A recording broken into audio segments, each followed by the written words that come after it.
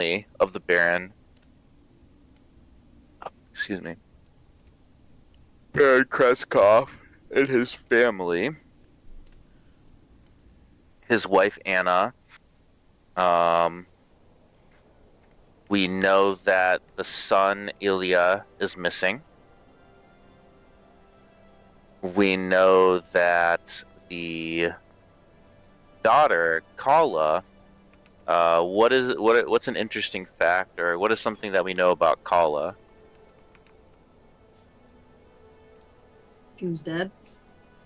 She was, yep, killed by something, some sort of monster or creature with claws. She suspects that she has died and was brought back. Who brought her back?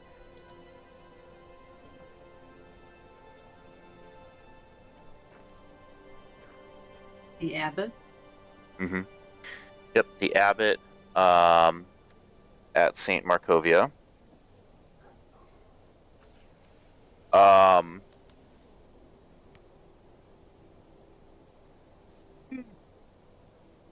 she asked Hattie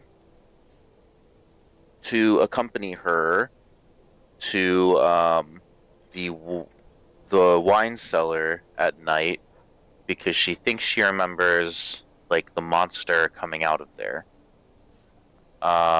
To which you guys stayed up until the middle of the night, brought her down there. You made your way um,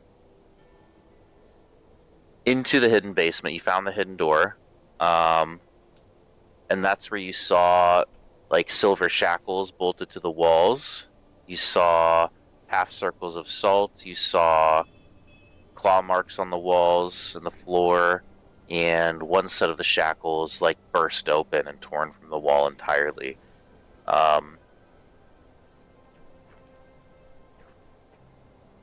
and behind you all, as you guys were investigating and approaching, Dmitry Kreskov, the Baron, approached from behind and said that, I'm sure you have questions. And he says, I ask only that you not judge us too harshly when you hear the answers. So that's where we left off. You're now turned and you're looking at both Dimitri and Anna, looking at you with very solemn, deadpan kind of faces, looking at you. Deadpan might not be the right word, but I mean, you sense a little fear of judgment for sure, as you've kind of just walked in on what's very obviously a secret, something that wasn't meant to be found. So, what do you do?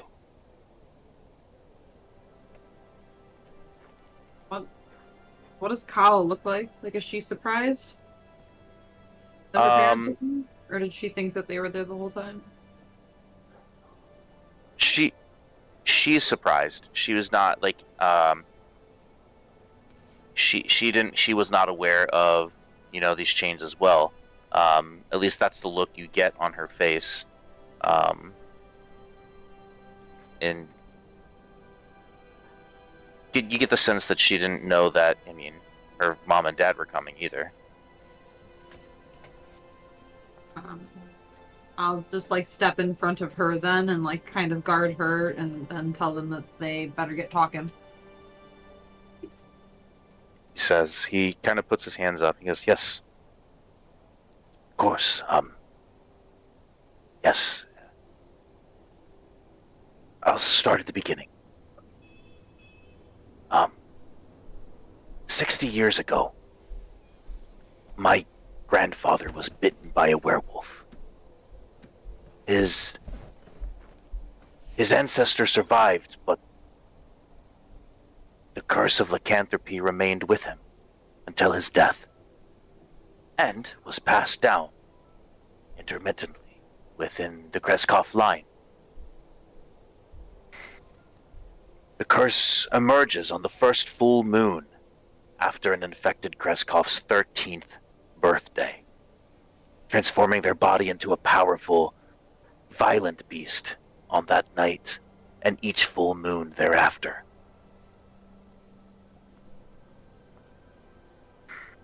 We've kept the curse under control by binding ourselves in silver on the nights of the full moon and imbibing a potion of wolfsbane, which keeps the spirits of the wolf docile and calm. I myself was born a werewolf.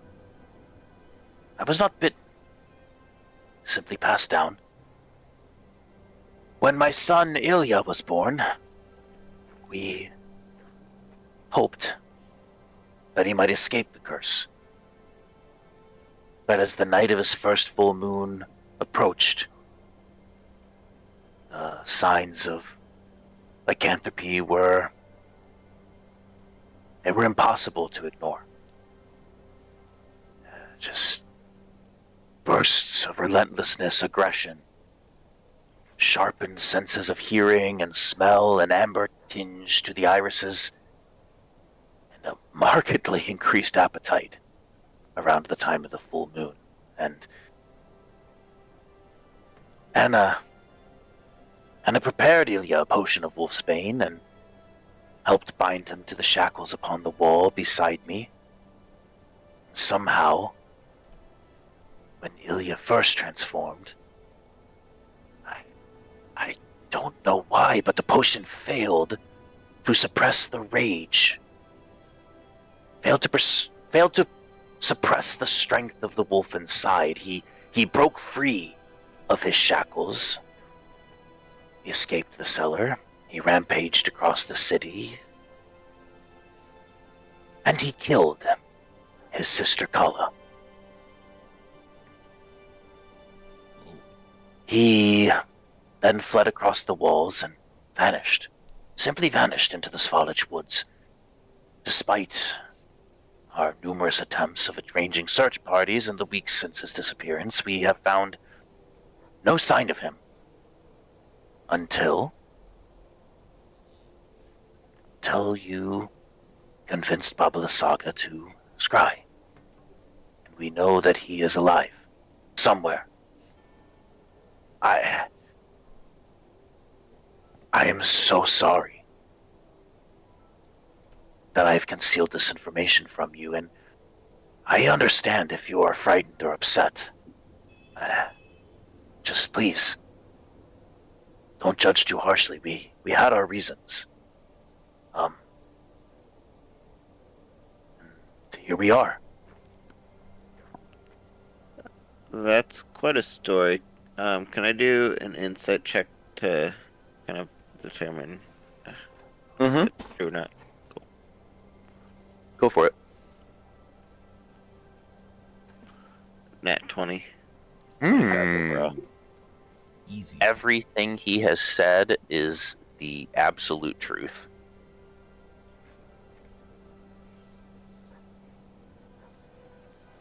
Down to, his sincere apology and, his understanding of if anyone were to be upset. And you get the sense of, pain. He's lost his son. He doesn't know where he is. And, you get a sense of understanding if you didn't want to help.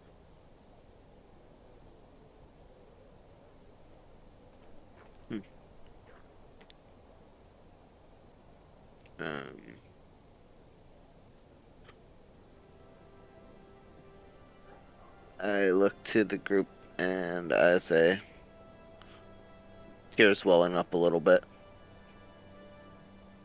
I can't imagine what this family's gone through. And I swiftly just put my face to my fist to conceal any waterworks. I agree that this family has been through a tremendous time of loss. I'm sorry to hear your story, Ben.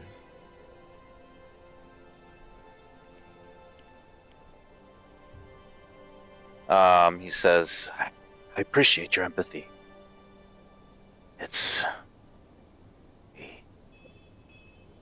We're at a loss. We would never dream of asking you to do even more for us after what happened to your friend. We would never ask you to find Ilya or anything like that, but if you do, we would be extremely humbled and gracious. And know that we wouldn't have much to offer other than thanks. I do have one question. Were we wrong in putting our friend in the care of the abbot? Is he an evil man?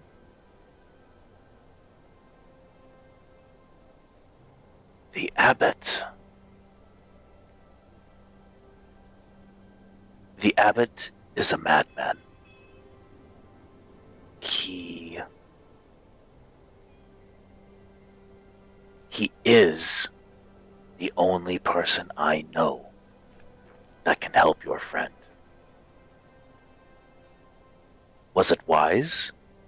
That depends. How bad do you want your friend back?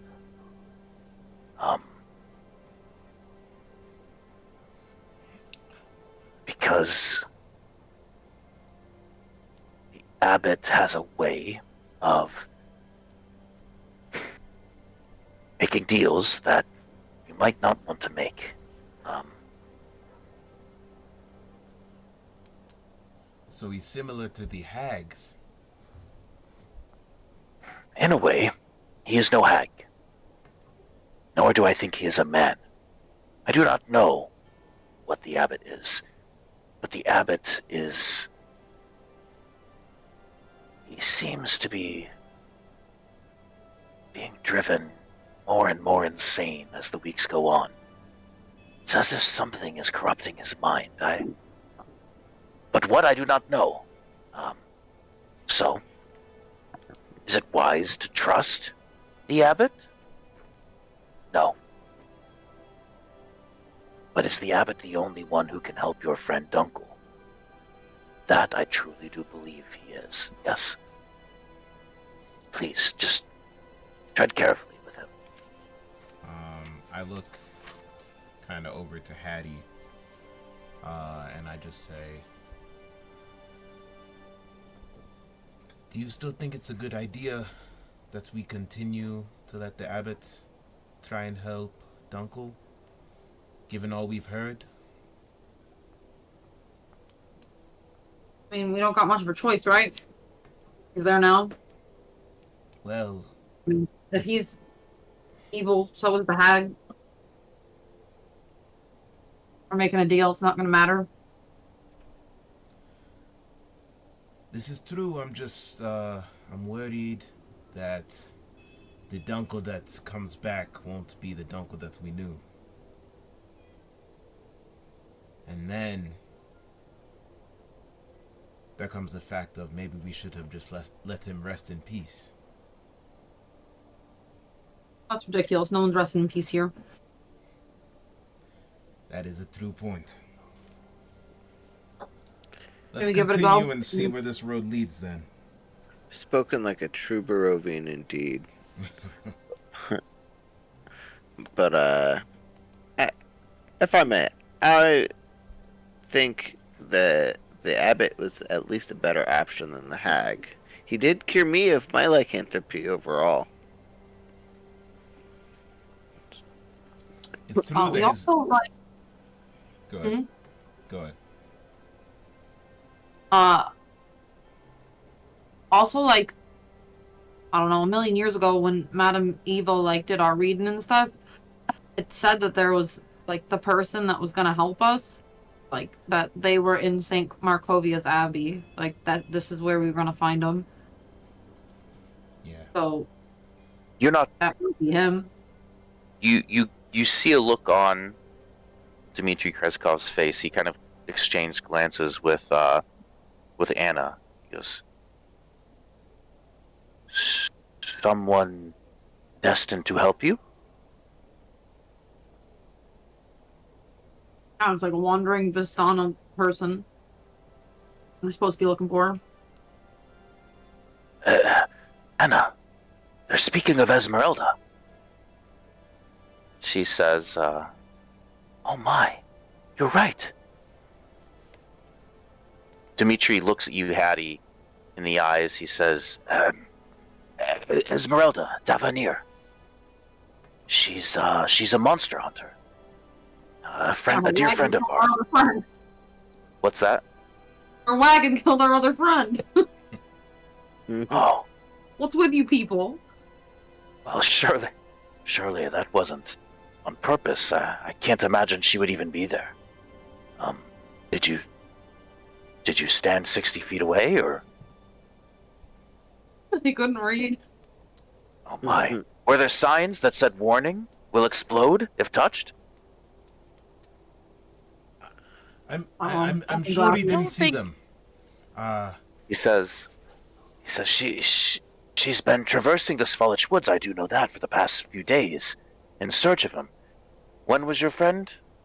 When did her wagon explode? How many days ago was that? Like 3? When we meet you, Gav Dog? 3. I believe it was 3 days ago. No, that checks out then. But yes, I do believe she may be in the Abbey right now. So if you do go, maybe it would be wise to go seek her out. She could provide some assistance. We asked her to help save Ilya.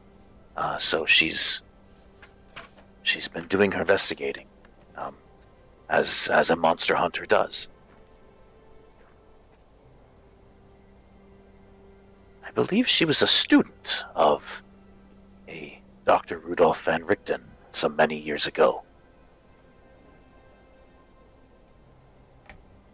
I've heard of her. I'm familiar with Rudolph and Richten. Oh, well then, you two should work well together. Sal, you know that you were Rudolf van Richten's. How many years would you say you would have been with him?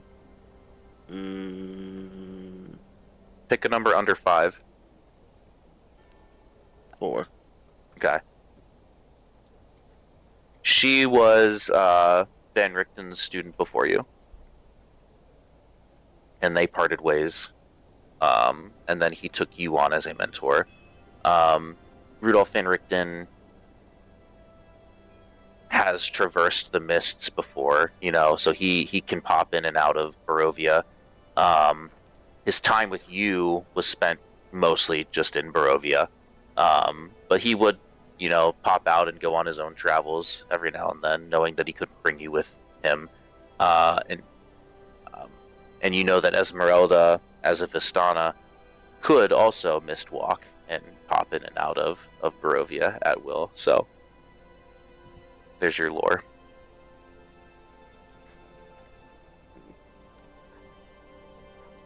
Excellent.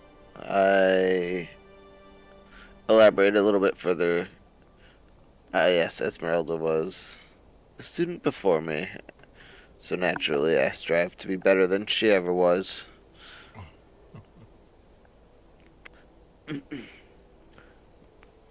But, yes, perhaps we'll have to find her at the Abbey. Oh, we gotta go back tomorrow morning to get Dunkel anyways, right? That's when he said to come back. Aye. Yes.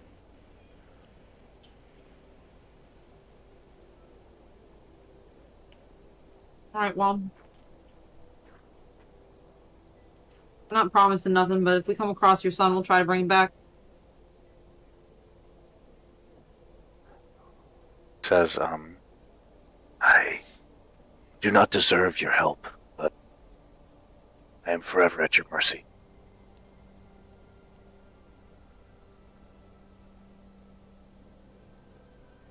Well, these shackle things work. As long as you're not... Well, if you're under the effect of the Wolfsbane potion, yes. Usually, yes. Which is why it's so strange that Ilya, although we gave him the potion, he still was managed to break free, because it's almost as if he never took the potion.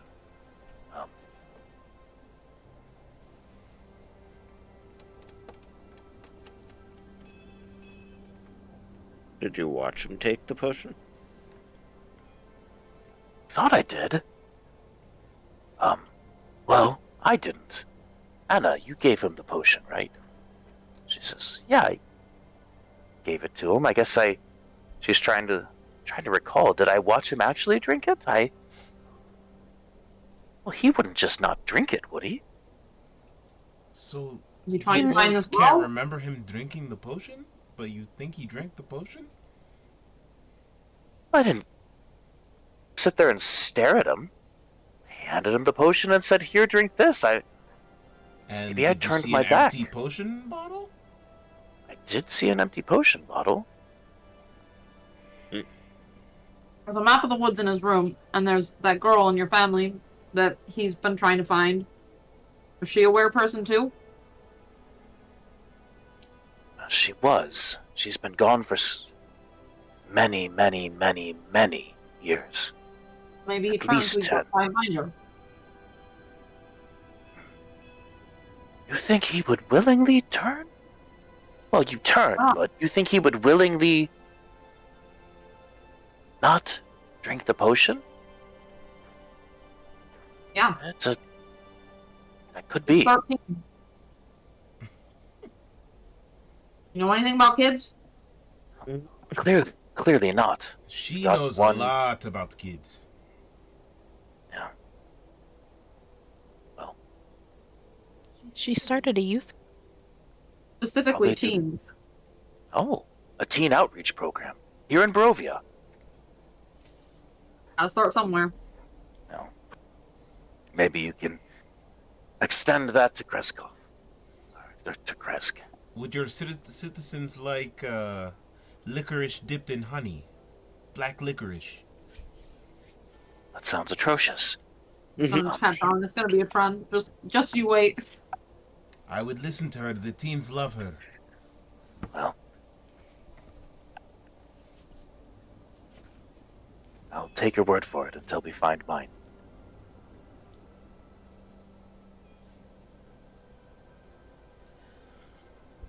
Alright, so what about Please. what about your daughter? She was concerned about something in the basement. There's nothing in the basement? Right now, no.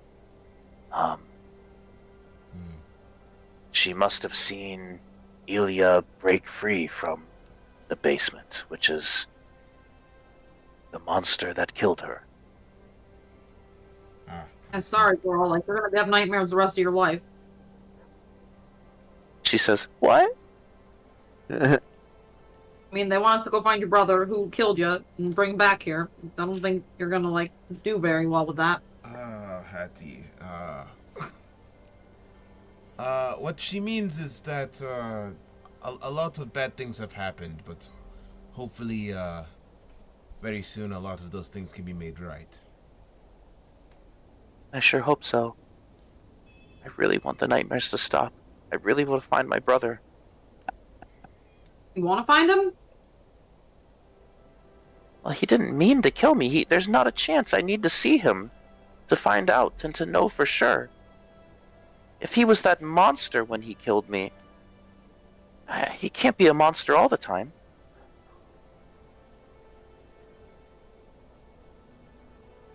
Like, every 20 days he can be. Well, then every 20 days we shall make sure he drinks the potion and chain himself up. Chain himself up, as the Kreskovs have done for many years, apparently. I turn to the Baron and I say, are you the only family of werewolves in this town? He says, as far as I'm aware of, yes. that's just my bloodline. Anna, obviously, is not Kreskov by blood, so she is not. And it does skip generations every now and then, so Kala, you are not yet 13, so we will know the signs in a few years, but obviously the curse was passed on to Ilya. And you guys can't cure it? Like, the abbot just, like, cured Yeah. Sal, like, there's nothing. Unfortunately, our lycanthropy is incurable as it is passed through blood.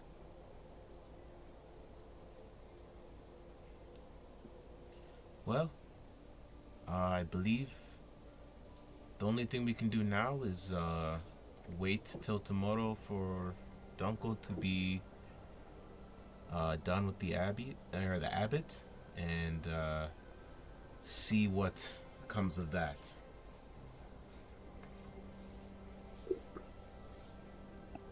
Agreed. What time of the day is it? Is it like Like, midnight. Middle of the night, At night, Yeah. yeah. like 2 a.m., middle of the night. sheesh?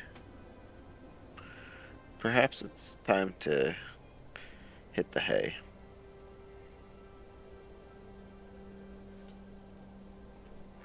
It'd be alright if I, like, slept down here with the shackles. Why? I'm kinda also trying not to turn into a wereperson every night. Oh my. Oh, are you a werewolf too? Something like that. Also, is tonight the full moon? Tomorrow? Doesn't matter. Tomorrow. He says, well, if you would feel more comfortable, then yes. But you know, if you turn, the restraints may not be enough, but they can certainly slow you down. Couldn't you give her the potion that you all take for your lycanthropy? Wouldn't that help her? I could. Unfortunately, Anna would have to make that, and we don't have that on hand right now. It does take a little bit of time.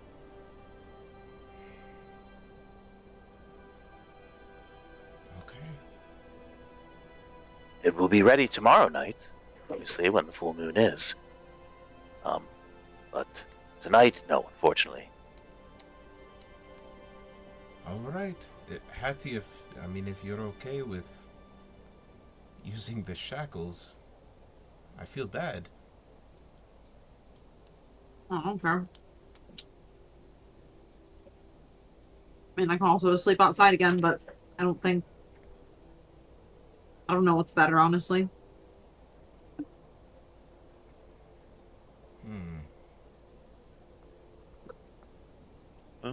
Whatever makes you most comfortable, as. Yeah, I guess we'll leave it up to you.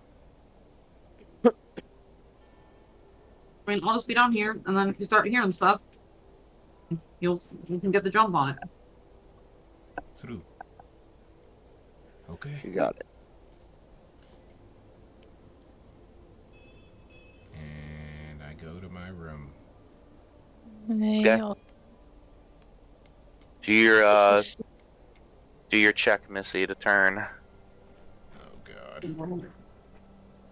What's the numbers again? I don't know when I rolled a 5. I think you turn. Shit. Wait, so by staying down there, does that mean you shackled yourself? Right? Yeah, Ooh, yeah, that she would be shackled fun. herself in. Try to pull up the Google spreadsheet that you made. It's somewhere. Mm.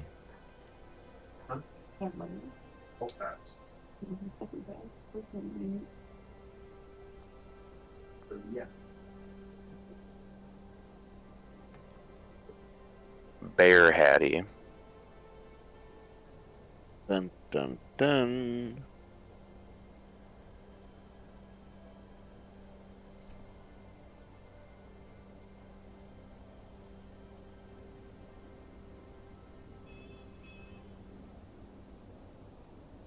Do you know how many nights it's been since you turned?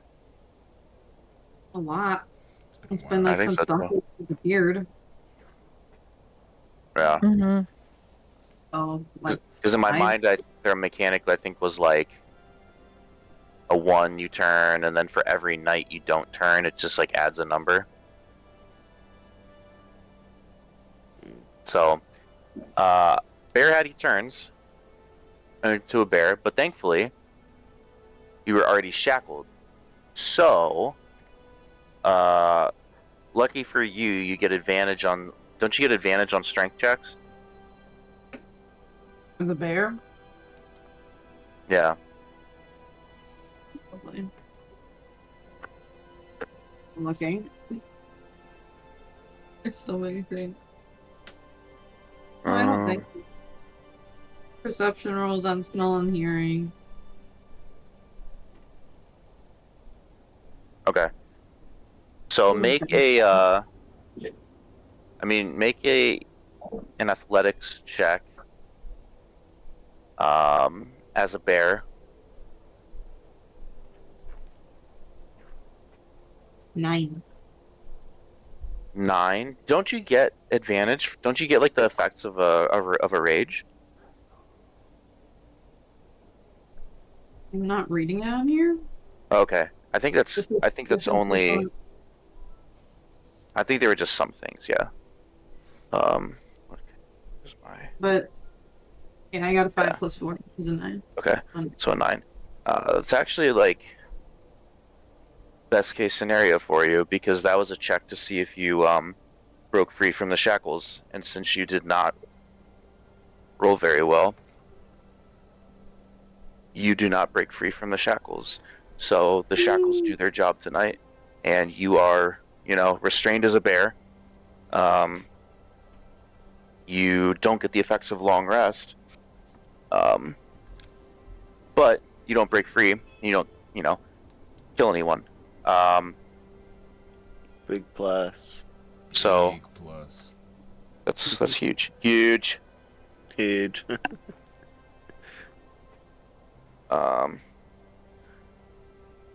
Cool. That was best case scenario, I think, for turning. I just wake up as me, but tired.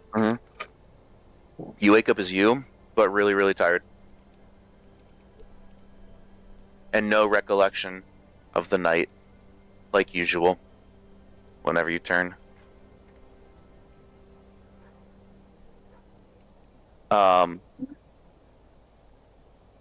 Cool. It is the morning time now. You've been presented a you've got a lot of things going on.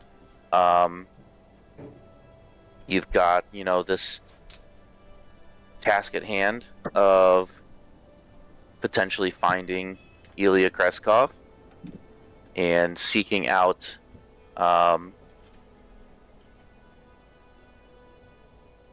the quote unquote one who will help you greatly battle. Or sorry, Madame Eva once said, "This card sheds the light on one who will help you greatly in battle against darkness," and that's when she turned the Mist card. You've also got another card that you potentially have identified. The card that tells of history and knowledge of the ancient, that will help you better understand your enemy, which was the Wandering Soul that you think might be, the spirit that is haunting Stella Wachter. So that's going on. You've also got, Irina back in Valaki, who has Ezek with his demon hand, potentially, stalking her. And then yeah, so you got like a few things going on. So what do you guys do when you wake up in the morning? And you also know that tonight is a full moon. Is there breakfast? Chocolate chip muffins. Oh, thank God. I smash. Yes. Estelle is right there. next to Gavin, muffin for muffin. Smash. Dog eats muffin. Do you have some sort of a competition? Sure. Can we Sal. roll for muffins? Yes. Sal is aggressively looking into Gavin's eyes as he just shoves his mouth full of muffins. I'm looking right back, buddy. Just going. Just going. What can we roll to decide who eats more muffins? Probably a dice. I sure hope so. I don't know. You Roll want- a d20. See how many muffins you eat. I was gonna say you want a d20 this. I lose because I rolled a 5. That's a lot of muffins still. Oh no, I rolled a 17. You just Yeah, decimate me. Sal just eats 17 muffins. Jesus. There were only like 30. So, she's like, Anna's like, I thought I baked so many. Sal and I ate This was 22 This between was each for other. all of you.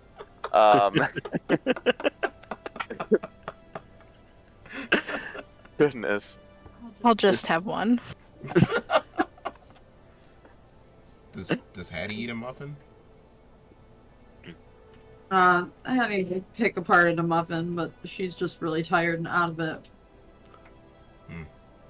Sal unbuckles his belt, and loosens it one notch. I think Sal's encumbered. That was good. So, I think we should start off by collecting Dunkel this morning. What do you guys think? I think we should get Dunkel first. Absolutely. If we can get And him, then might be able to go back and figure out the hag thing, but I don't know. He really didn't want to do that. That's fair. Well, I don't know We if just we get should him. leave him with the abbot very long, so at the very least we should get him and we can worry about what we do next after that. I just had to come back in the morning, so Yeah. let's go. right, you go. Go to the abbey. Okay. We're off to go get Dunkel, the wonderful dwarf Dunkel. He's a gnome. Yeah, I was gonna say I think it's a gnome, but Close enough. I soiled it. Soiled it!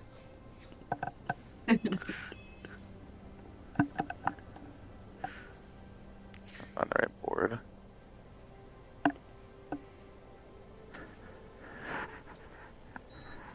This one's fine. Can I go inside?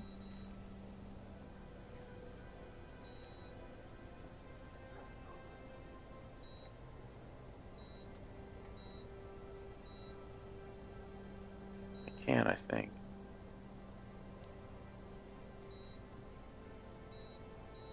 Okay.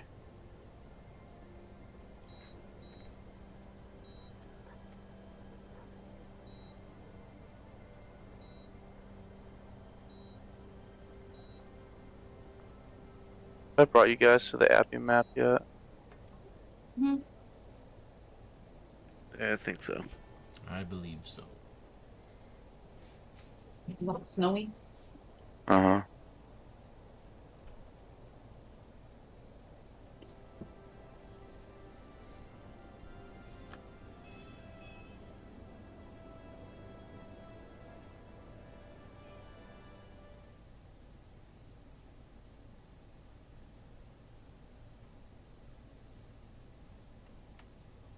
I'm summoning you guys. You. We're here.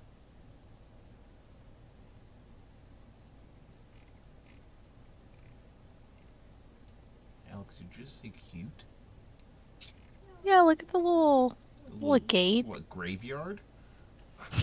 little graveyard. It's like the little path. This is your dream home, isn't it? Yeah.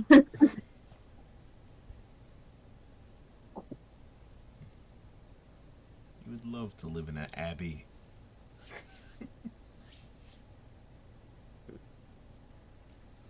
Hmm. As long as they're heating. As long as there's heating, you said? Yeah. No Valid. ways. All the cathedrals I went into in Spain and France were freezing. Yeah.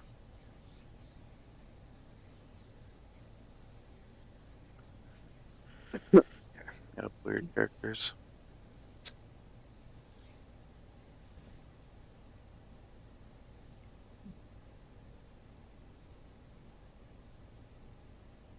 Um,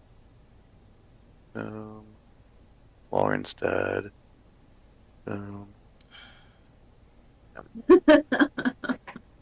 Every time.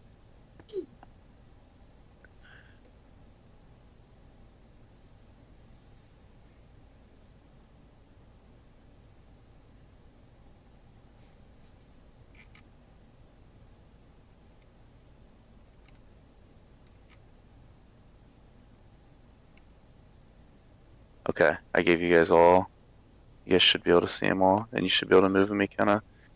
Got him. Okay. The road from the village. The road from the village climbs above the mist to a wide ledge on which the abbey is perched. A light dusting of snow covers the trees and the rocky earth. The gravel road passes between two small stone outbuildings, to either side from which stretches a 5-foot-high, 3-foot-thick wall of jumbled stones held together with mortar. Blocking the road are iron gates attached to the outbuildings by rusty hinges. They appear to be unlocked. Viewed through the gates, the stone abbey stands quiet. Its two wings are joined by a 15-foot-high curtain wall. A belfry protrudes from the rooftop of the closer north wing, which also sports a chimney, billowing gray smoke. The iron gates squeal loudly when you open them. Let's see here.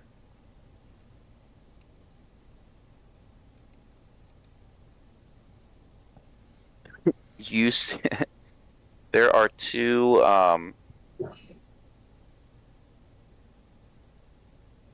guards on duty that you can see.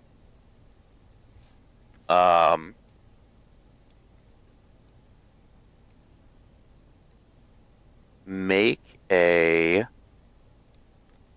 a stealth check as you come in. Da, da, da, da, da, da, da. Dirty 20. 18. Just for clarification, would you say that we're trying to slink past some guards right now, Taylor?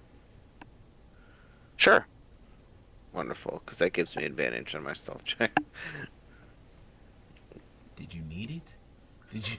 Listen, my 24 wasn't high enough, so I got a 25. Let's just say a 25. That 25 check for you from earlier. It's not Constitution, but it's stealth. Okay. I heard two numbers so far. I got a 16. Okay. Alex? Oh, 18. Oh. Nice. Did you not hear mine? I didn't hear yours. Oh, I got a dirty 20. Okay.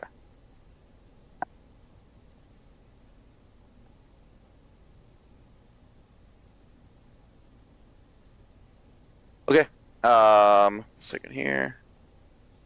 See as fuck. Ooh. Okay.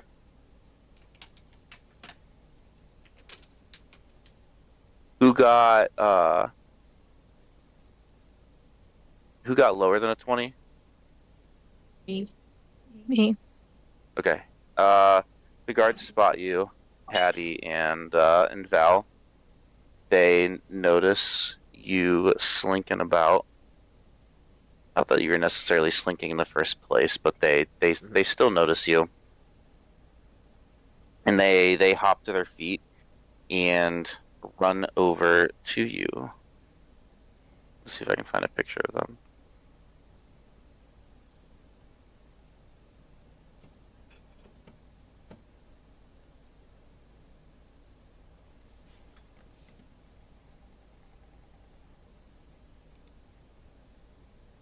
Because they're beautiful.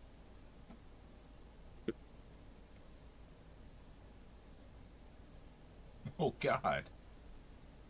How dare you? Actually, here's There's something.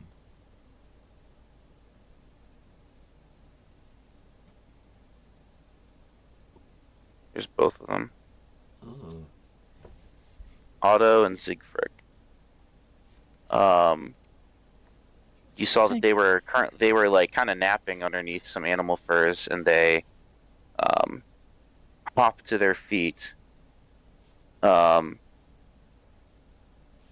They look like humanoid, almost as if they were like kind of human,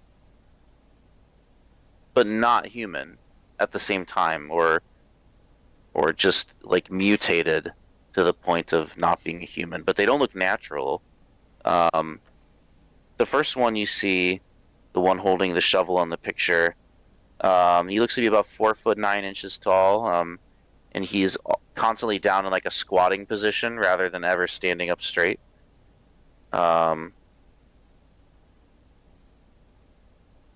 He looks like the way he's described is he looks like a beardless dwarf with patches of donkey flesh covering his face and body. He's got one human ear and one wolf's ear, and a protruding wolf's snout and fangs. His arms and hands are human, but his legs and feet are lion-like, and he has a donkey's tail. He's just wearing like a plain wool cloak. The other one, Siegfried, he's around the same height, maybe a little shorter. The left side of her face and body is covered with lizard scales, and the right with tufts of gray wolf fur, and between these tufts is pale human skin. One of her eyes is that of a feline, and her fingers and hands resemble cat paws with opposable thumbs. She wears a gray cloak with black fur trim. Let's see here. She speaks up. Hey, who goes there? We're looking for the abbot. He's helping our friend. The abbot. Your friend. He's inside. Why do you need him? We're just checking in, seeing if he's been helped. And it's all finished. He squints at you. Make a persuasion check. 9. Okay. Why? Why should we do this for you? You simply want to come in? I suppose that's fine. I can lead you to the abbot. Yes. Otto and I, we can lead you to the abbot. This way. They turn and you see the one with the donkey tail kind of like hobble, like just like Smeagol Gollum like walk. And then the other one, she's walking like pretty normally. You pass through the graveyard, which reads as there's stunted pine trees growing out of the rocky earth in the graveyard near the foundation of the abbey's north wing. The windows of the structure are cracked panes of leaded glass, and ancient gravestones burst from a thin crust of snow in the yard. Beyond the low wall that surrounds the graveyard, the ground falls away, and the village lies 400 feet below, and the view as you walk past is simply breathtaking. As you walk past, you see like some names in the gravestones. You get the sense that they might be religious, I suppose, because they're all leading with the name brother or sister. So you see like Brother Martek, Sister Constance, Brother Valen, Sister Lenora.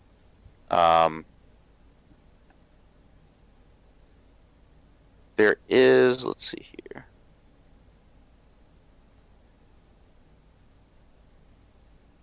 Yeah, no, that's what there is. And then they're finally approaching the Abbey, which would be up here. All right, so a 15-foot high curtain wall joins the Abbey's two wings. Behind its battlements, there are two guards that stand at attention, their features obscured by fog. Below them, set into the wall, is a pair of 10-foot-tall wooden doors reinforced with bands of steel. To the right of the doors, mounted on the wall, is a tarnished copper plaque, to which the plaque reads, St. Markovia's Abbey, may her light cure all illnesses.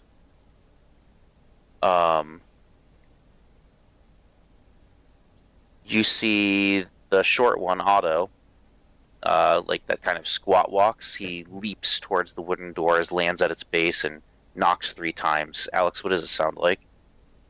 It sounds like Dang! One of these times. It does show What up if I on the use a report, dice? but No? Okay. it will show up. I believe you. And we'll all just be knocking. A few moments later, someone answers the door.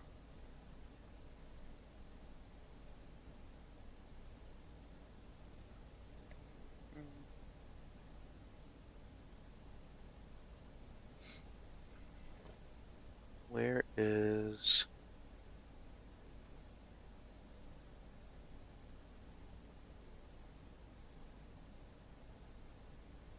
See if I can find a picture of him. Because he looks goofy as hell, too.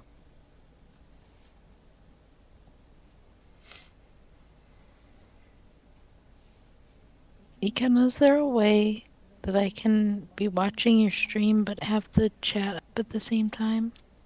What chat? To like be able to see watch the pictures and not have to leave it? Like to have the same. Look at that specimen. You're so... This Aww, look at the. thing Bro. answers the door. Oh.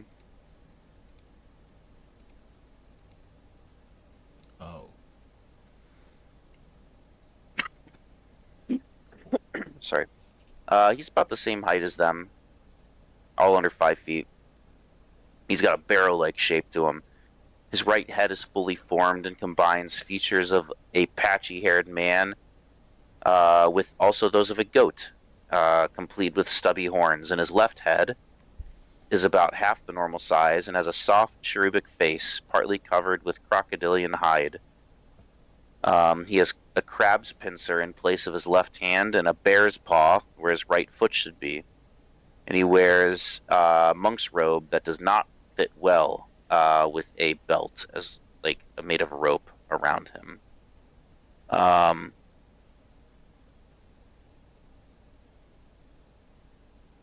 The larger head speaks and says, "You're not supposed to leave your posts." The short one who squats says, "Sorry,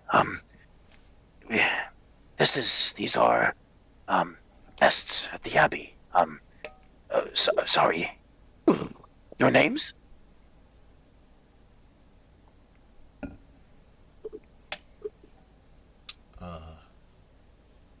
My name is Gavin. Valerian. Addie. I step out of the shadows and I say, and I'm Sal. Oh, Sick. right. Visitors, guests of the Abbey. Otto, Siegfried, you've done fine. Head back to your posts. I'll take it from here. They kind of just like nod and hobble off back to where they, were posted up initially. The critter in front of you holds out its crab pincer and looks at it and pulls it back and holds out its normal hand. It says, my name's Cloven Bellevue. Welcome to the Abbey.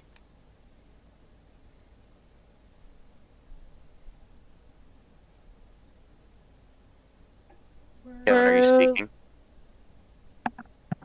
Thank you, Cloven. It's nice to meet you.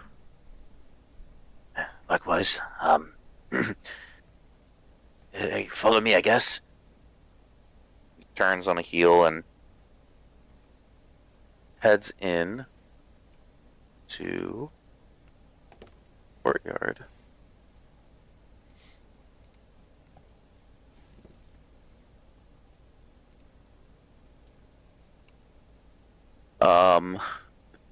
Excuse me. Through the courtyard, there is thick fog that fills the courtyard, and it swirls as if it's eager to escape the area. And the courtyard is surrounded by a 15-foot-high curtain wall in which stand several guards with their backs to you. Or so it seems at first. It's clear now that these guards are merely scarecrows. The wooden doors to the north and east lead to the Abbey's two wings.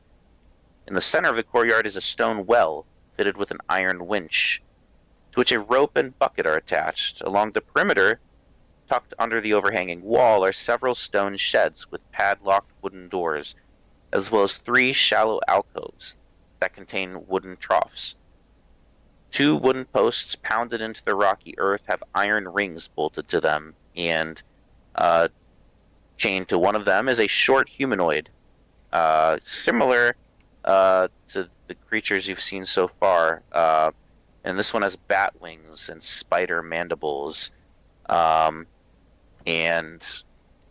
the quiet, peaceful vibe you're getting from Kresk so far, and as you enter the Abbey, you're met with horrible screams coming from the sheds that you see.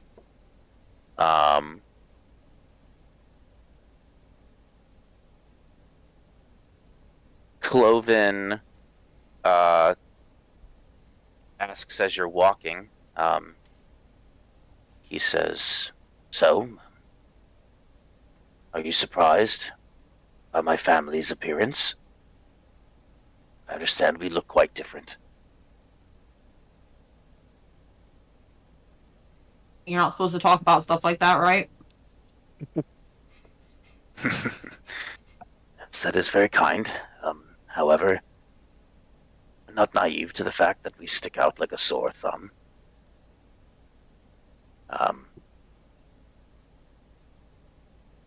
Isn't this guy supposed to be able to hear stuff and make you better? Well, that's kind of why we came here. Long ago, my ancestors came to the Abbey seeking a cure for strange and mysterious illness, and the abbot healed them by perfecting their bodies, giving them new parts and traits that elevated them beyond their former pitiful condition. The abbot's work, however, is not yet finished. My family, the Bellevues, there's many of us, and although we appreciate the new parts and traits that the abbot has given us, we patiently await the day when our blessed perfection shall be complete. So the abbot says, a day that I believe is fast approaching. My father, Cyrus, he has only recently been perfected. I am confident that it shall be my time next, given my own long-standing loyalty and service to the abbot. It is only a matter of time now. So your father was made whole again? In a sense, yes. What does that mean? Oh, well, he has ascended and he has been perfected. He has moved on to the next stage. He's dead. No, you don't know that. And he is on the next stage. The What? abbot knows all, and we trust him. What's the next stage? Well, I am not there yet. I do not know what the next stage is. Only the abbot knows. And in the abbot we trust. But you can't see your father anymore. Oh, well, I'm not perfected. Once I am perfected, then yes, I may see him again. You know where you're gonna see him again? You ask a lot of questions. No, I don't. But I'm confident that in due time I will know. So has the abbot Yes. done what he has done to you and your companions to our friend Uncle? Well, he is no Bellevue, but I cannot speak for certain. I do not perform the rites. Okay, well, I think we'd like to see our friend now, if you could take us to the abbot. Yes, the abbot will answer all questions. He knows all. Yeah, this way.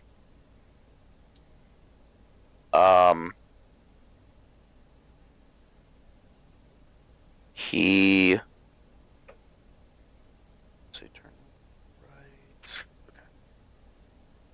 My math in or my map takes you this way.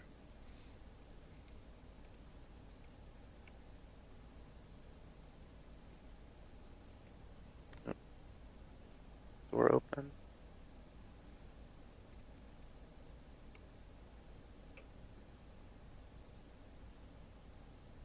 So I don't know if you can follow, if you can move them in there.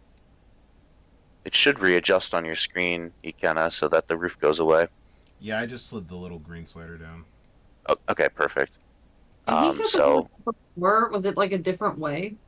What's up? what's that? When he took us up here before, did he take us up like a different way? Or were these people No, just like there? They just they weren't there. Also, I don't think we went inside, did we? No, you didn't go outside or inside. You literally you like went up to the gate, stepped in, and the abbot was handed Dunkel, and you guys went back Okay. down. Let's see here.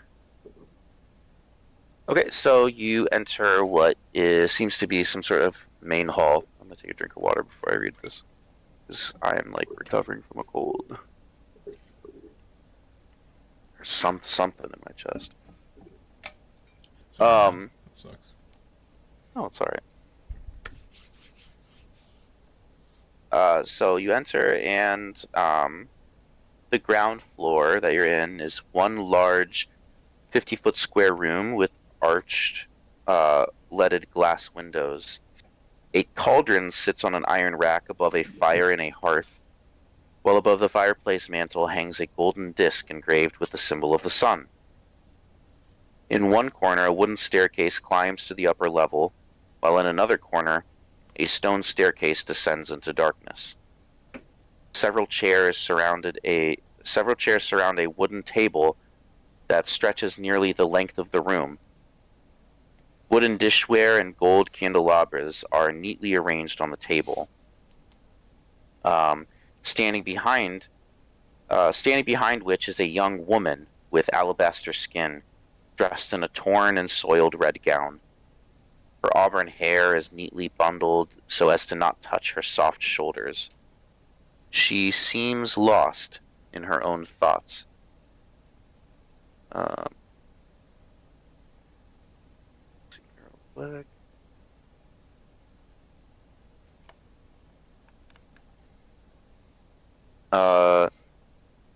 Also, here is a handsome young man in a brown monk's robe. He gently takes the woman by her hand, and then a painted wooden holy symbol that depicts the sun hangs from a chain around his neck.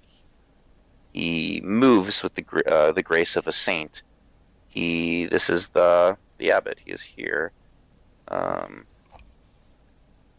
Here is.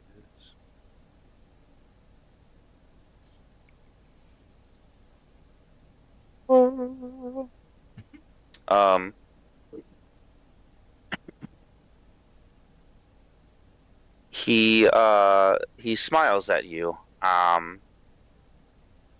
And he says, "You're back.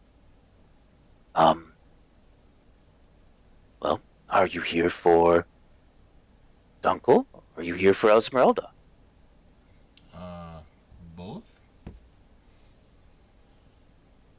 He grins cheekily at you. He says, "I will take you to both. However, always as you learned in Barovia, many favors and tasks are to be asked.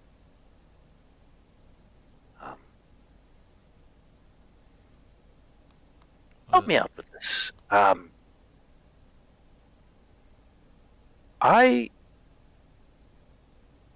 I feel like I need to preface a little bit. We may have gotten off to a rough start. Very quick start. I know that things were rushed. Your dear friend Dunkel dying dead in your arms.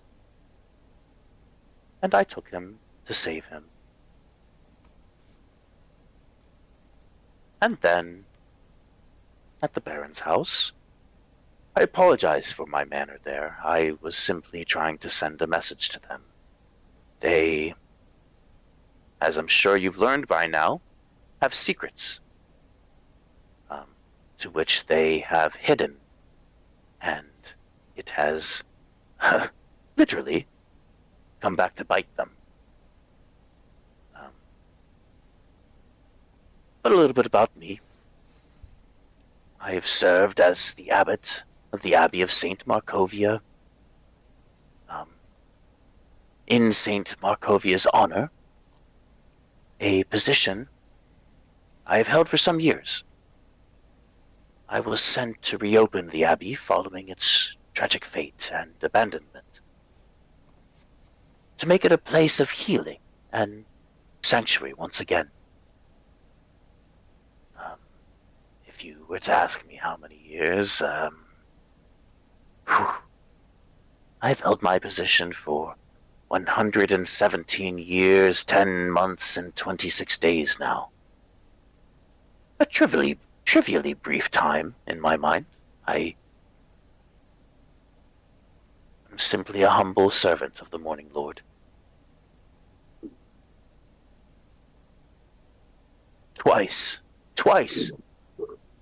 I have had the opportunity to look into the devil's eyes, which, as it is said, are the windows to one's soul. On the first occasion, I saw a man who ached with an unquenchable thirst to fill the void in his heart, like a parched desert, longing for rain. On the second occasion, I looked into Strahd's eyes. I realized that Strahd himself was cursed. And the curse of Strahd is one that clutched his very soul. He said it.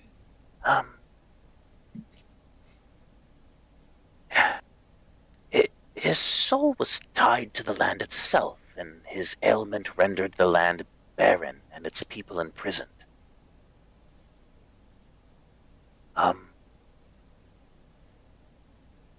believe that filling the void in Strahd's soul, which Strahd has filled uselessly with power, pride, and wealth, is necessary to heal the wound that afflicts the land of Barovia. And what do you think can fill such a void? Hmm?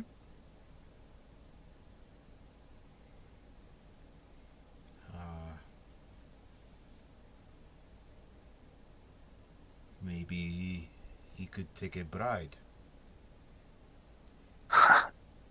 Gavin, you are a wise man, Gavin. It's love. Only love can fill such a void. However, Strahd, he has been denied that deep, abiding, and unconditional love his whole life. And as an immortal, however, Strahd requires the companionship of a creature that will last for as long as he will. If he were to love a mortal, she would simply die. And then what would he have?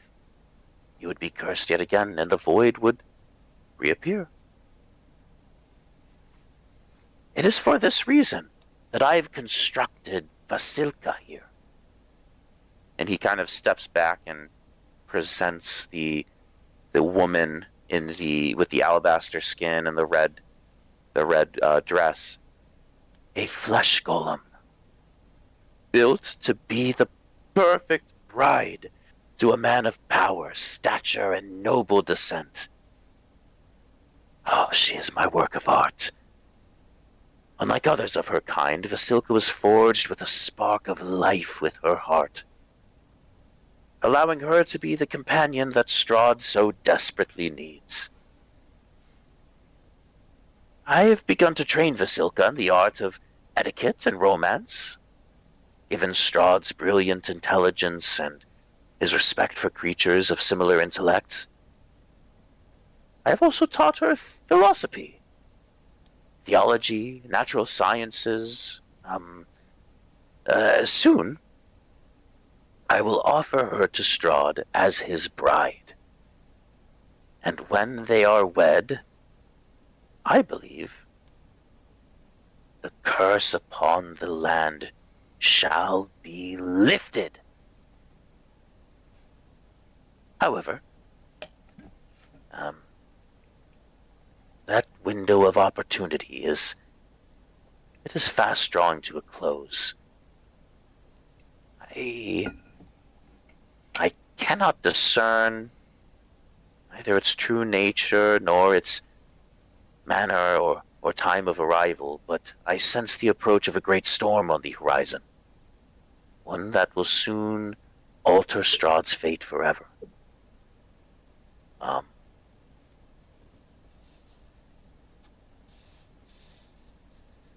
So,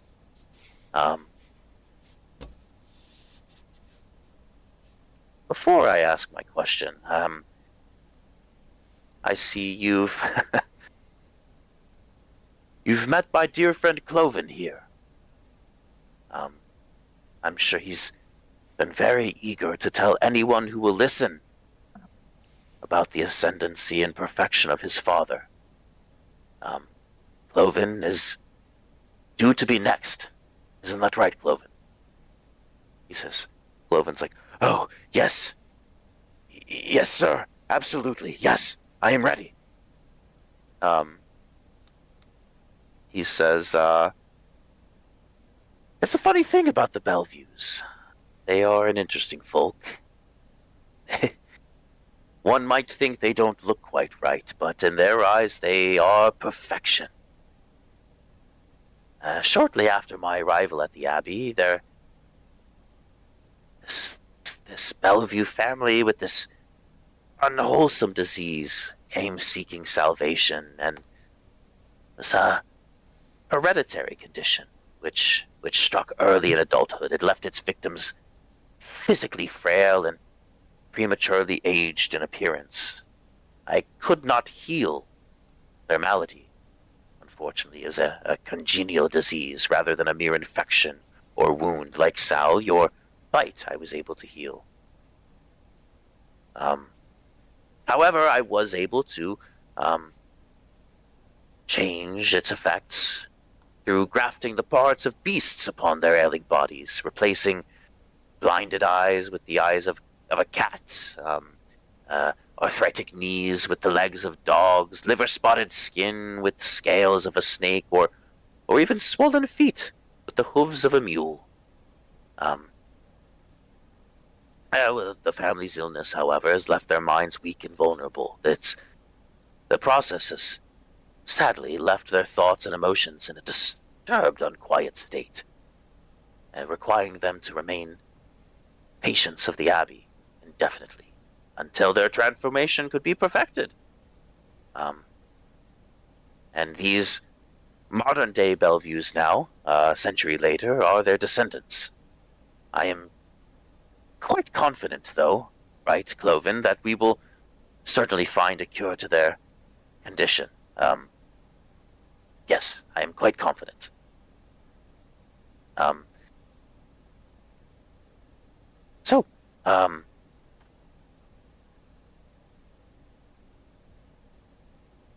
Any questions about the abbot itself? It's not often we get any visitors in Kresk. The Baron is very picky about who he lets into town.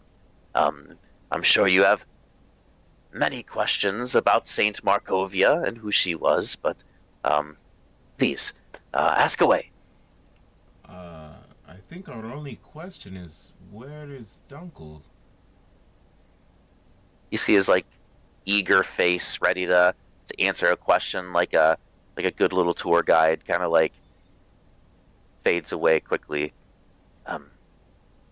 Sorry, Dunkel, you don't care about Saint Markovia, the battle between Strahd, the priest of the Morning Lord? You don't care about any of that? I mean, Well, I would love to hear about that, but as you could understand, we're very worried about the status of our friend. I would be very happy to hear all about Saint Markovia after we know our friend is safe and taken care of.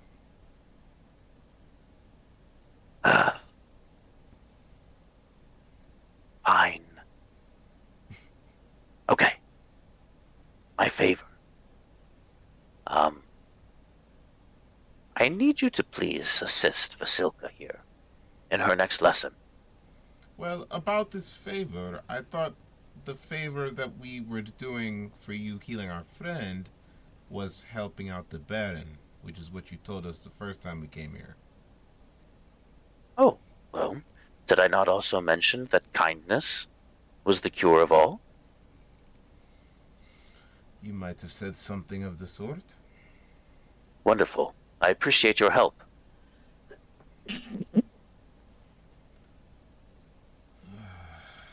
And his tone was more of I'm telling you, you know? That's Vasilka in the picture there. How do you spell? Our little golem. Or did it say it in the... Vasilka. Oh, I was so close. Yeah. My picture's just a sad cloud out there. It's a what? It just looks like a sad cloud, like it doesn't load. Oh. That's so sad. Yeah, that's her. She's just a sad cloud. He says,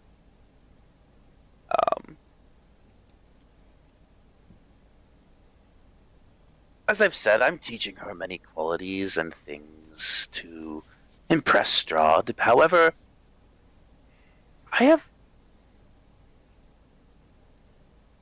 had much experience in the love of the divine.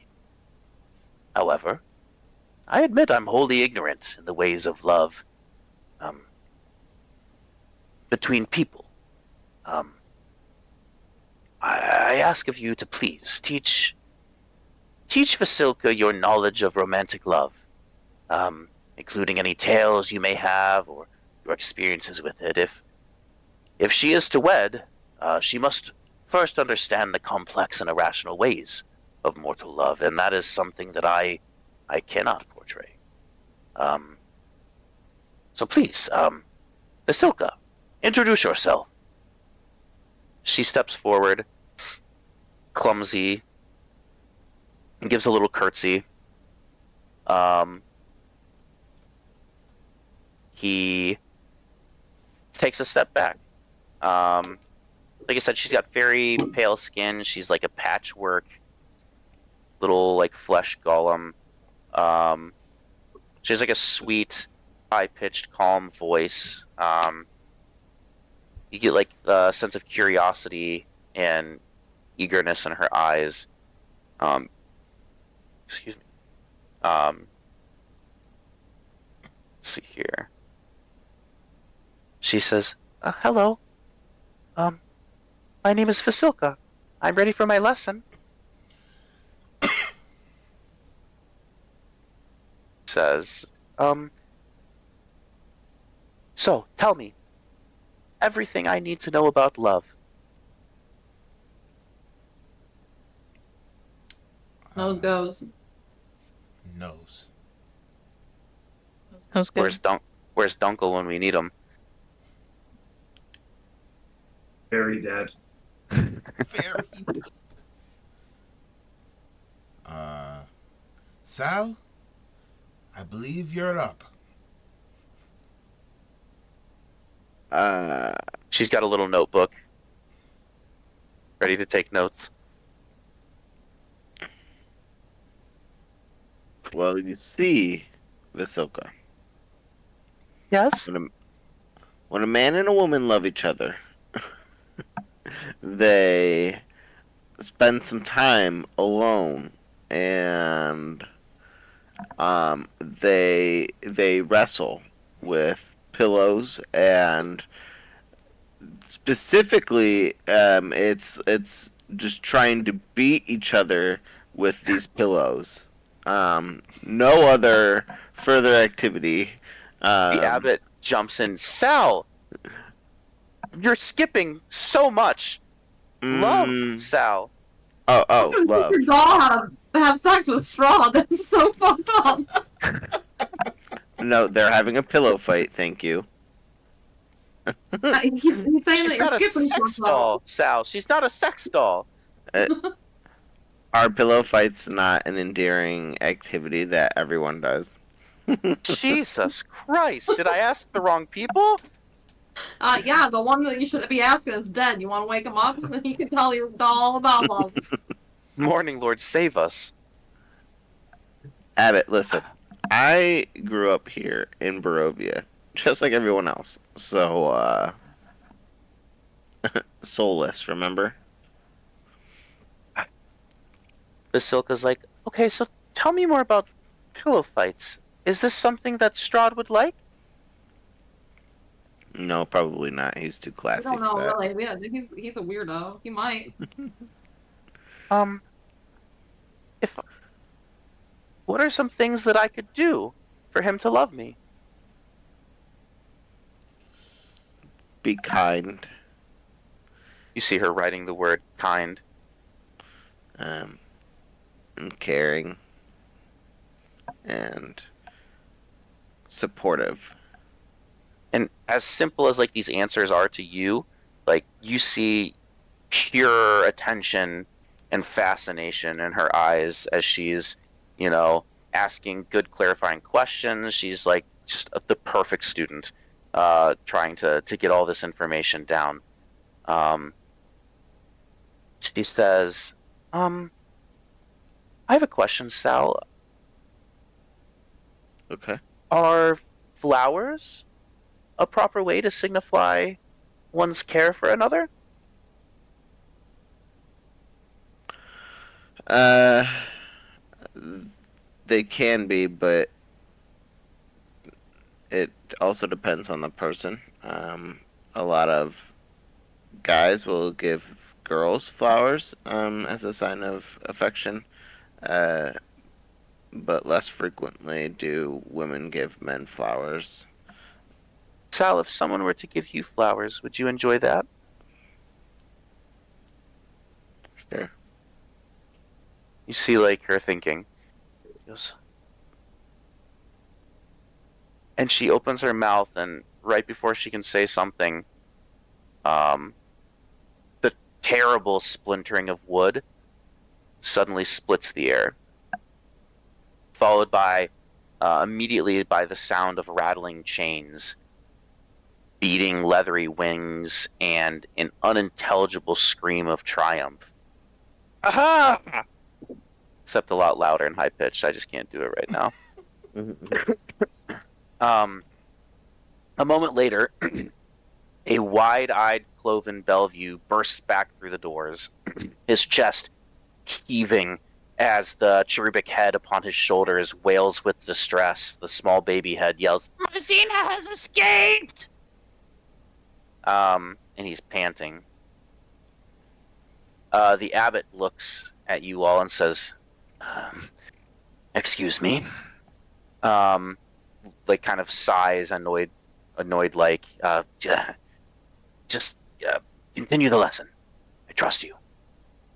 And you see him step outside of the room into the courtyard. You can kind of see him through the door, and you see him assume the form of a giant eagle and like pushes off the ground, and with a few big flaps of wings, and you see him take into the skies in pursuit of whoever Marcina might be.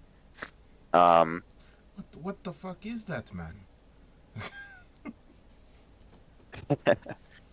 Vasilka looks at you all shyly and says, "Can I share something with you? A secret?" Yeah. Absolutely, you can. Okay. And she goes over to the fireplace and reaches towards that golden sung disc that was hanging above it and opens it up. Twists it, and it pops open, and inside is a small but clumsily handmade garland necklace of red wildflowers. And she says, "Okay, you did say that people could interpret flowers as a way to care for someone?"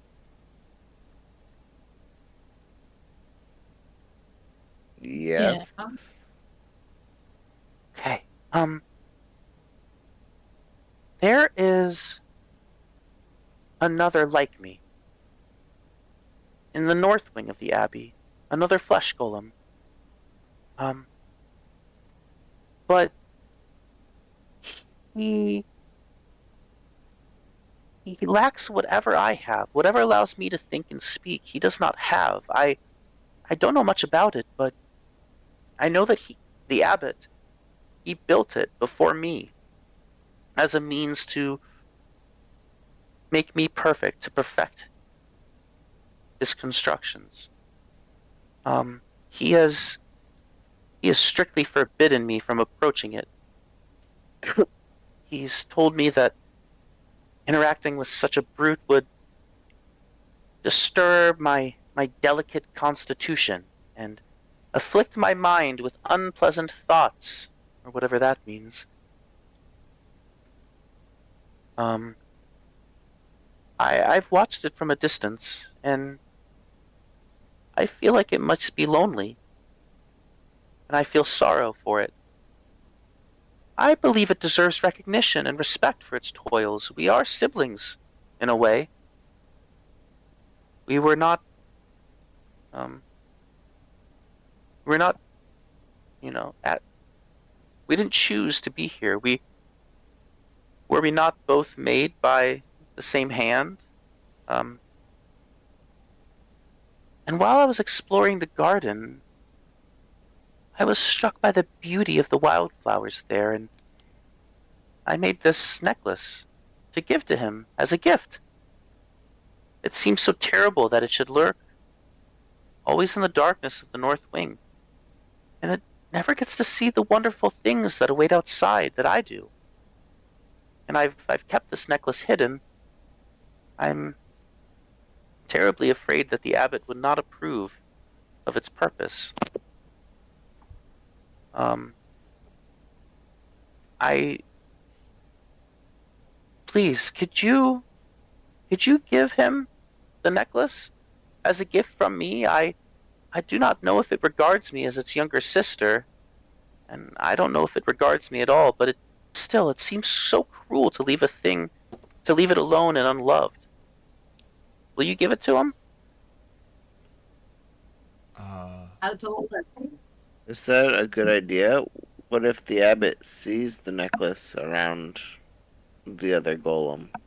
Well, you have to keep it hidden until he gets it. Yeah, but what about when he gets it? Well, I mean, he wouldn't know it was from me. Unless you're the only other person who knows about his existence. Well, that's not. Everyone knows that he's there. He just doesn't want me interacting with the golem. Do you know anything about our friend Dunkel? Have you heard the abbot say anything about him? Dunkel? I'm sorry, I haven't. Have you seen a gnome anywhere around here? Nothing but the Bellevues.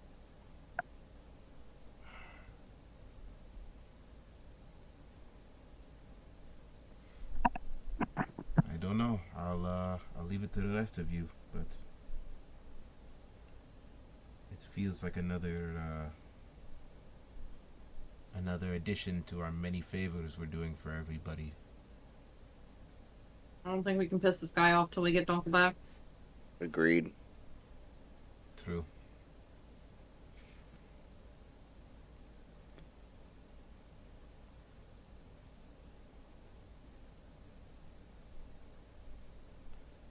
So, do we think that doing this for her would piss him off?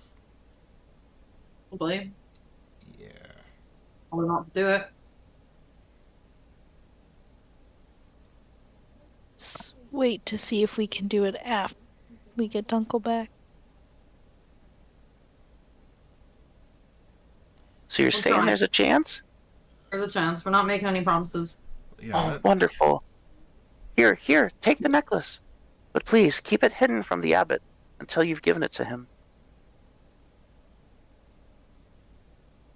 And she hands the necklace to... Got a big bag. I put it in the bag of holding. Okay. Perfect. As she... But I was just gonna say, is it just a flower necklace? yeah, it's a red wildflower necklace. As she hands you the necklace, with a deafening clash of shattering glass, a winged figure bursts through one of the main hall's towering windows. It is the bat-winged Bellevue that you saw in the courtyard that was chained up with the bat wings. She broke free from her post, and her leathery wings are beating desperately, and a heavy wooden post and chain are dangling beside her. And she, as quickly as she enters, she is violently yanked back by a chain. So she comes in and stops midair and is pulled backwards, stopping her airborne escape as the post and chain snag on the corner of the windowsill. And she's kind of stuck. She can't go anymore. And a wail of frustration tears from her lips as the chain goes tight. Ah! She's yelling, "Where's Cyrus?" She screams, gnashing her little spider mandibles together. "Want Cyrus! The abbot, the eagle, descends into the courtyard immediately after and lands with the sound of heavy beating wings before he assumes his human form again. Vasilka quickly looks at Sal just to see if the necklace is hidden, and she's breathes a sigh of relief to see that it is. The abbot approaches the area or where Marzina is, accompanied by Cloven. He walks past you and says, "I am so sorry for this disturbance." He comes over to Marzina, who's wailing. He says, "Cyrus has gone, child." He calmly moves to untangle her chain from the windowsill. "He has moved on to the next stage of his journey. Perhaps you shall join him someday." He finally gets the chain free, and she collapses to the floor, sobbing quietly and in anger and despair. And the abbot hands the chain to Cloven. He says, "Cloven, please bind her in one of the sheds in the courtyard. I had thought the light in the air would prove a curative for her diseased mind, but the solemnity of solitude may provide a better environment for her reflection and healing." Cloven kind of gives like a nod and guides the sobbing, unresisting, she's accepting it, Marzina into the courtyard. The abbot gives a sigh, turns and walks back towards you. "Apologies. And thank you. Thank you for sharing your knowledge with Vasilka. Please, I will take you to your friend. Esmeralda is on the way.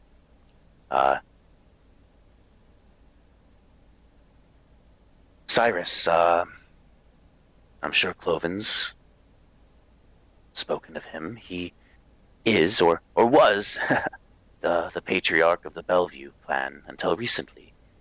And Marzina is his grandniece. She held him particularly high esteem. As all the Bellevues seek perfection, Cyrus has proceeded to the next stage in his journey. It is difficult, however, for the other Bellevues to hear that. It's hard for them to hear that they have been left behind. I prefer not to discuss it, for it upsets them deeply, and to no meaningful end. But this way, follow me, please. You've waited long enough.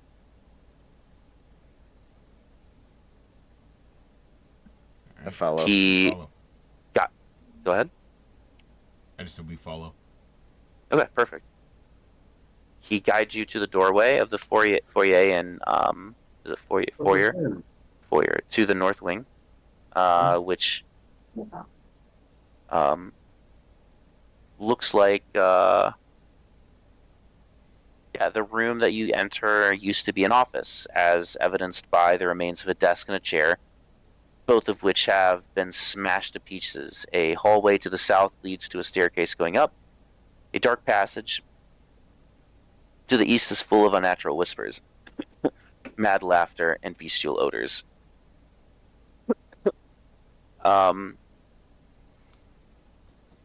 As the abbot opens the door, you see something. Just beyond the door frame stands a towering figure exceeding 7 feet in height, its shoulders broad and hulking. A patchwork of skin varying in color, texture, and age covers its body, crudely sewn together with thick, dark thread that zigzags across its former, like a cartographer's nightmare. Muscles bulge unnaturally, as if overstuffed, and you can see places where the stitching has pulled tight, the skin almost tearing from the tension. Its eyes are deep, empty sockets filled with dark, glassy material that reflects no light. Arms hang by its sides, each finger elongated and tipped with a jagged nail, resembling more the claws of a beast than hands of a man. He says, Golem, escort our guests to Miss Davenir's chambers. It is along the way. I will go get Dunkel ready. We will reconvene shortly. The abbot walks off, and the golem makes no verbal response, but turns and pauses as if it's waiting for you to follow it. I prepare to follow. Cautiously follow. You see the abbot head back through the main hall, and the golem leads you through the north wing of the abbey. You guys would be like,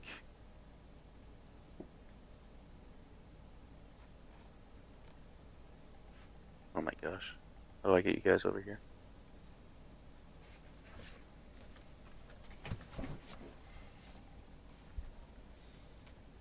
Do you remember how to like? Oh my gosh, where'd the players go? Did I lose you guys? Yeah, I can't snap to him. Uh-oh. Unless we're upstairs. Hold on. I lost you guys. I like accidentally let go and you're gone. Oops. I might just have to pull the tokens back out. Yeah, what in the world? Weird.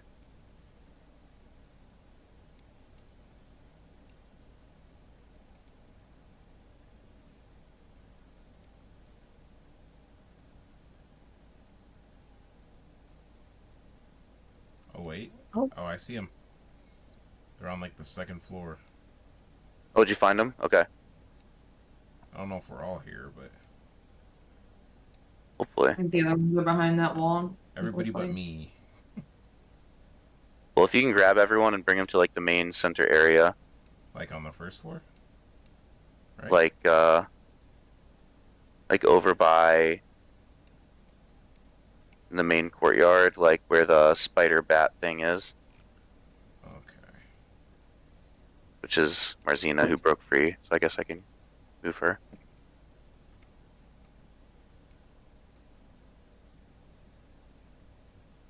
I don't know if I can bring them outside. Oh, they're gone. That's alright, don't worry about it. I was Yeah. just gonna show you a visual. But No, you're good. They're I lost 2 of them anyway. You might just have to resummon them over there because it's not working out. that's gonna take some time. But if you Oh, just no. wanna like it's fine. I'd rather just read what's going on here. That's fine. That's fine. So you move over to like the other wing of the abbey, and you walk past a few things. There's a corridor with multiple doors behind which creatures that shatter the quiet with their mad cackles and whispered curse. Their stench is overpowering. I don't know if you can like get your camera into. I'm in the courtyard right Um, now. Where do you need me? I'm gonna try to hold on. Move your camera thing down a little bit.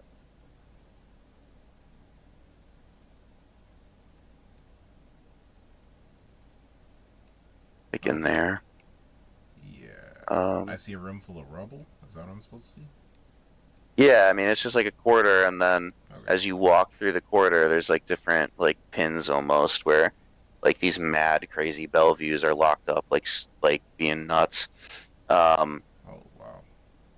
So I don't know. You just walk past that area. You head up some stairs. It opens the door, and then it points towards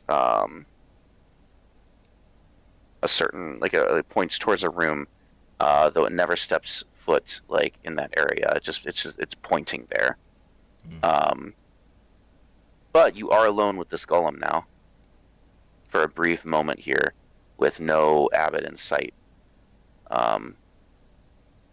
The door to it's like a barracks, and it looks like it's slightly ajar. And you hear the sound of scratching chalk on the other side. What do you do?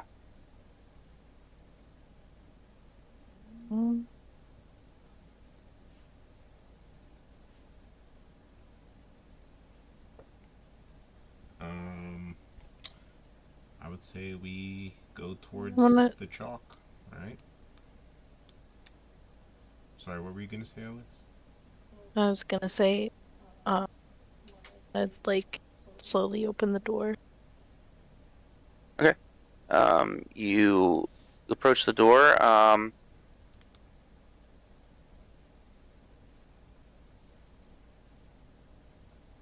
And you just open it or you knock? I missed that. I'm sorry. I just want to like try to open it. Yeah. Oh, okay. You open the door.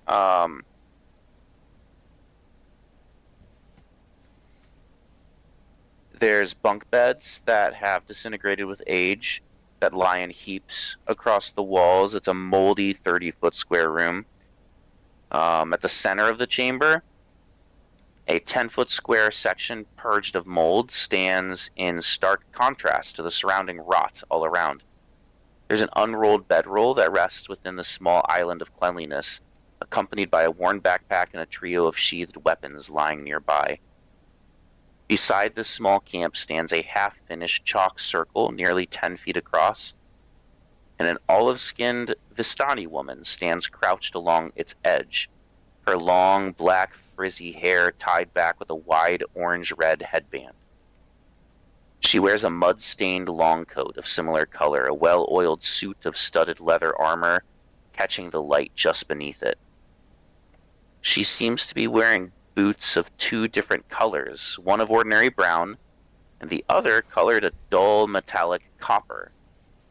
And she glares at a snapped piece of white chalk in her hand.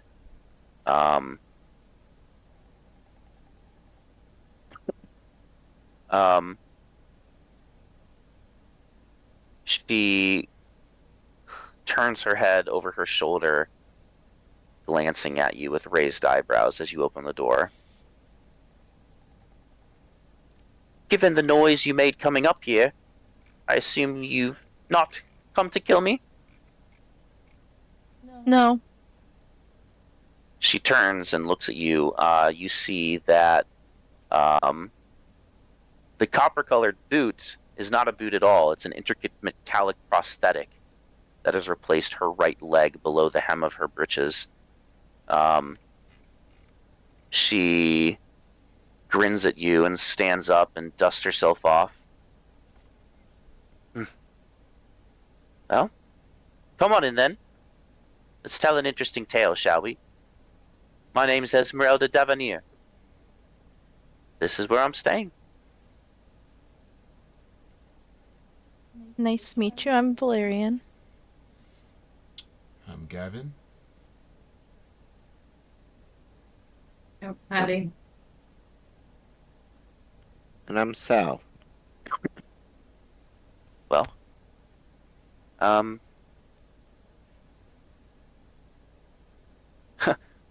guess I've just met you, but what do you want to know? Why are you here? We're just trying to get our friend back. Why are you here? I'm trying to get a friend back too. Probably not the same friend. Well, I came to the Abbey because my investigations revealed that the Abbot is not entirely well, especially mentally. He is utterly insane. I believe that his madness may endanger those around him, including the people of Kresk. And my chalk circle here as means to investigate what might be done about it.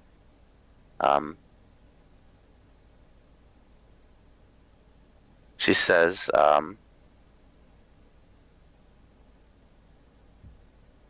who is your friend? Name's Dunkel. He's a gnome. He's around here somewhere. He took him. Well, not sure where he is. Haven't seen him.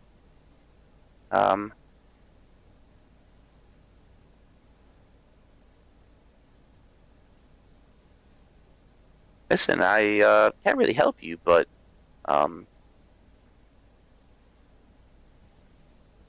maybe you can help me. See, I'm looking for an Ilya Preskov. Yeah, the werewolf's got him. Everyone's looking for him. The werewolves got bloody hell. The werewolves. She says,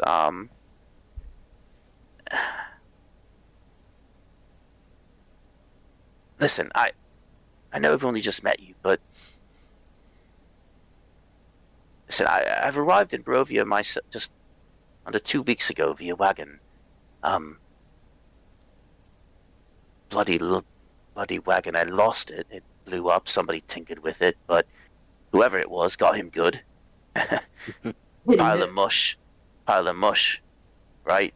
It's not like there's signs that didn't say, boom. But, anyways, gotta find me another wagon. So that's annoying. I've remained largely in and around Kresk, though, and unless I've been searching the nearby woods for Ilya, and I owe them. They saved me from the brink of death once, and I owe them that much at least. But since my arrival, I've been deeply disturbed by how much Barovia has changed since last visited. Although I do know that it's clearly due to Strahd von Zarevich's reawakening. With the lord of the castle up and about, I assume it's not difficult to fall under his sway. And she kind of squints and leans in. None of you have fangs or thirst for my blood, I hope. No. No. I figured as much. Well, if you're enemies of Strahd von Zarevich, I guess that makes us allies or competitors. Tell me, are you acquainted already with our friend Sal over here? She looks at you, she says, not sure that I am. Why would I be? Well, I believe you might share a mentor. She says, did you study under Dr. Rudolf van Richten, the legendary vampire hunter? I did. I was the student after you. Oh, bloody hell. So you too, then, must have gotten the letter that he'd sent to all of his mentors announcing his intention to travel to Barovia, or did you not get that? I am familiar that he is here in Barovia. Oh, well, wonderful. Have you seen him recently? Unfortunately not, as, I'm not sure if he's still alive or not. Last I saw him was, probably 5 years ago. I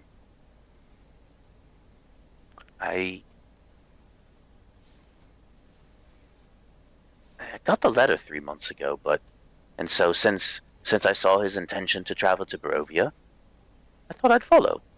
So through the mists I went. I was the only mentor, though, able to trace his path through the mists and track him to the valley. But upon my arrival, I learned that he was rumored to be dead, having fallen in battle and in a failed rebellion at Castle Ravenloft. But it seems another mentor has made his way through the mists, unless you were always here. Born and raised in Barovia at its finest, and Hmm. Well, as a fellow mentor of Rudolf van Richten, you are lucky that I can tell you that I trust you. So because of that, I will share the following information. I have come to the Abbey because Burgomaster Dmitry Kreskov told me that the abbot appeared to be growing increasingly unstable, and that he feared for Kresk's safety as a result.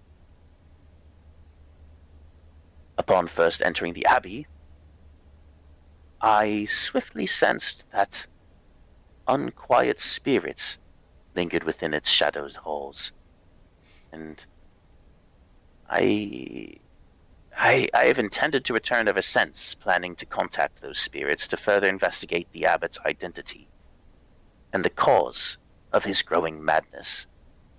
See, this chalk circle I'm trying to draw here, it's meant to provide the medium for a seance.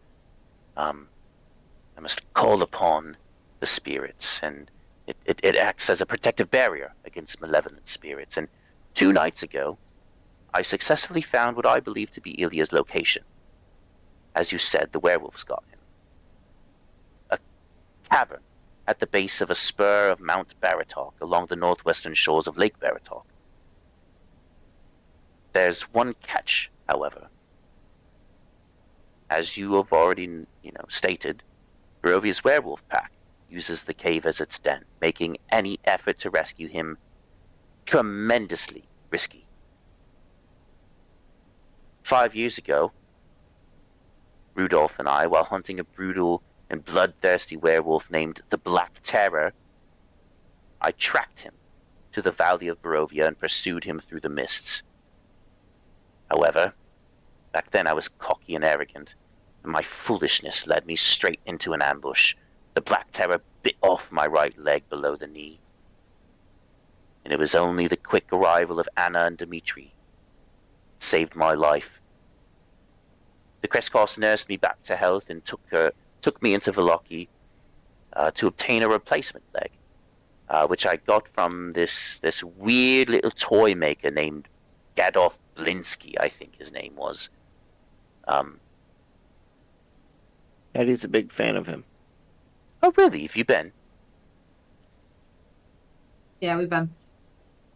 It's no fun, it's no Blinsky, am I right? What a silly little slogan. But please, if you could, I get the sense that there is more to your arrival here, specifically this room, than you're telling me. I'm a bit of a clairvoyant myself, and Vistani magic is at work here. I sense a prophecy. Why are you truly here, seeking me out?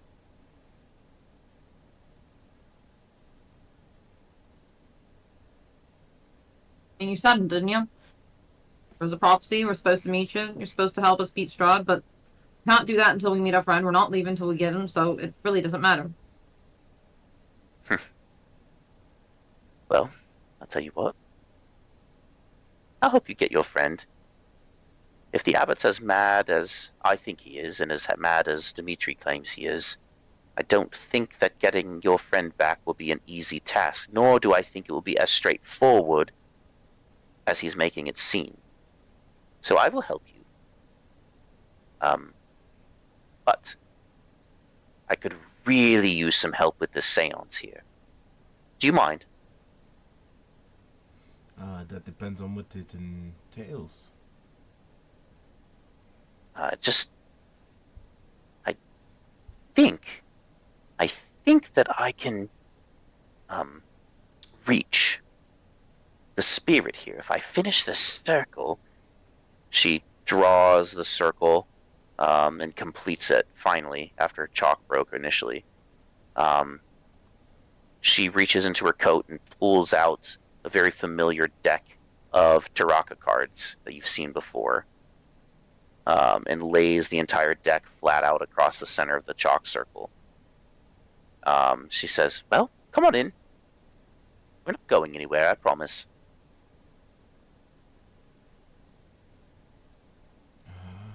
There you go. I step in the circle.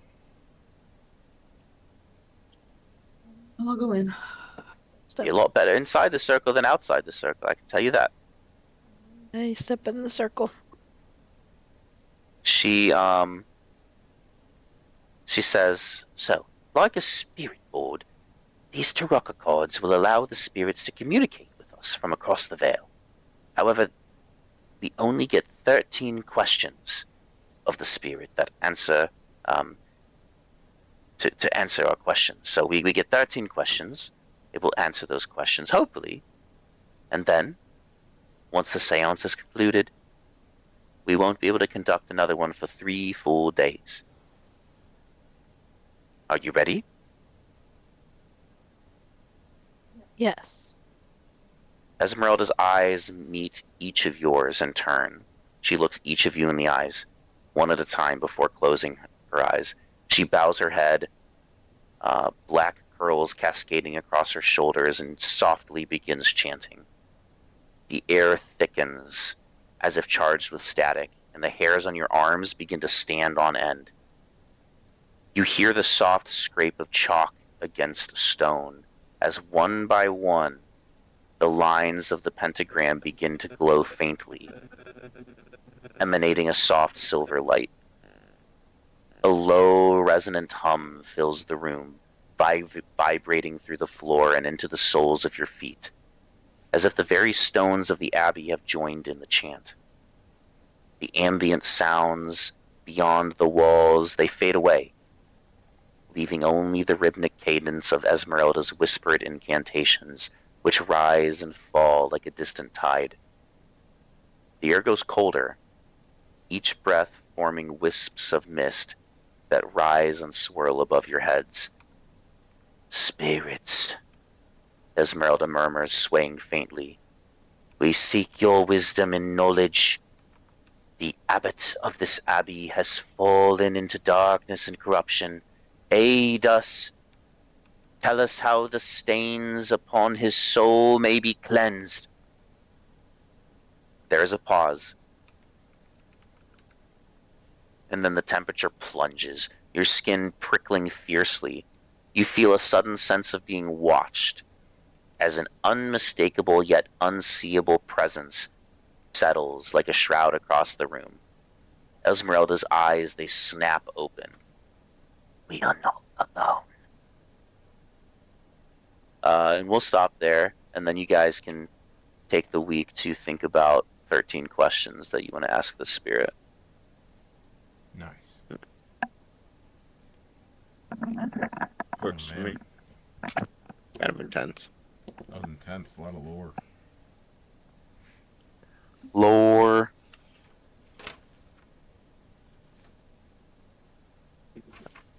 Still don't know if I trust this Esmeralda. I don't trust anybody anymore. Valid, though. Barovia has given me trust issues. The episode title, like, he said it. That was my favorite part. He said Curse of Poor Strahd. Family Guy. Yeah. That episode's my favorite. He said it. Ah, He said it. Oh man, I'm glad you got that. that was I'm crazy. also glad you guys picked up on that. Like, holy crap, he said it.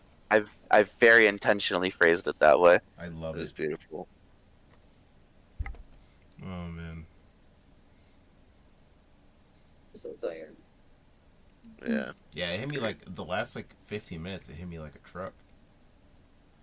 Mm-hmm. Neat. It's upload and go to bedtime. Alright, guys. Great team. Night. See you Good night. Night. Night. Flippity. I'm also getting off. Have a good night, Taylor. Though.